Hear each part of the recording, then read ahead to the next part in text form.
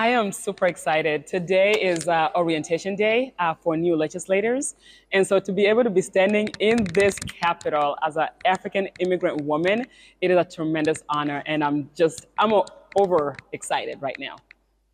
You know, it's that resilience. I don't know about the whole media frenzy. I will let those people do what they do. But I have to say this moment couldn't have come if it wasn't for the fact of, just being resilient, being consistent, and having a really strong team behind me who believed in my vision for this community, for this state, to be able to give me that opportunity to stand here as the elected representative-elect, Hulda Moraa. I've been so busy doing interview after interview. I haven't really paid attention into what's going on. I'm just hearing things. But I'm hearing that there's a lot of celebrations, especially in Nyamemiso, where my family comes from.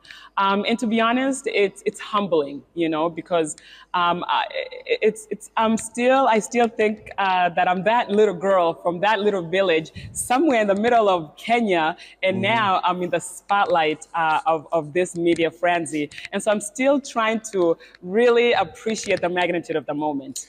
So getting to this moment, honestly, is just a testament of the struggles that my family has gone through to be in this country, fight the immigration system, being very close to being deported, and having, a politician, a senator, who was a senator of the people, Paul Wellstone, fighting for our family's case, and finally us winning our green cards and then getting our citizenship, and then now here, 22 years later, running for political office. So it's definitely a testament of the commitment and the sacrifices that a lot of people have made for me to be here. It is still surreal, right? But my hope and my belief that if I can make it to this point, if I can be, a role model, as you say, to somebody, to remind them that it is possible, that, our wildest dreams are possible, then that would be something that I would look back and say, wow, I've made a difference in somebody's life.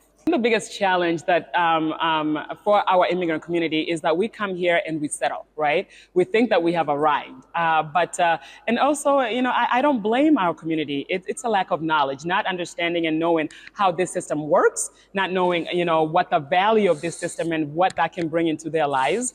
And so I sit here and I take that mantle, right, to educate our community and say, hey, there's also power when we get our people at the table, right? When we get our people to talk about, this is what's important to us. And because that's the whole essence of politics, right? And being a leader in that space, making sure that you're fighting for the voices of those people who might not know what's possible. And the fact that I had a little taste of what's possible and the resources that are out here, it is my job to go back to my community and tell them, hey, there are resources here. This is how this system works. Let's work together to mobilize and make sure that we are also taking a piece of the pie. Well, that is an honor that I don't take lightly, as being the first Kenyan born, right? A lot of people have been like, well, I don't know if she's the first Kenyan because we had Obama, right? That was the historical. As a woman, you're right. I'm the first woman. You're right. I am the first woman, and that carries a lot of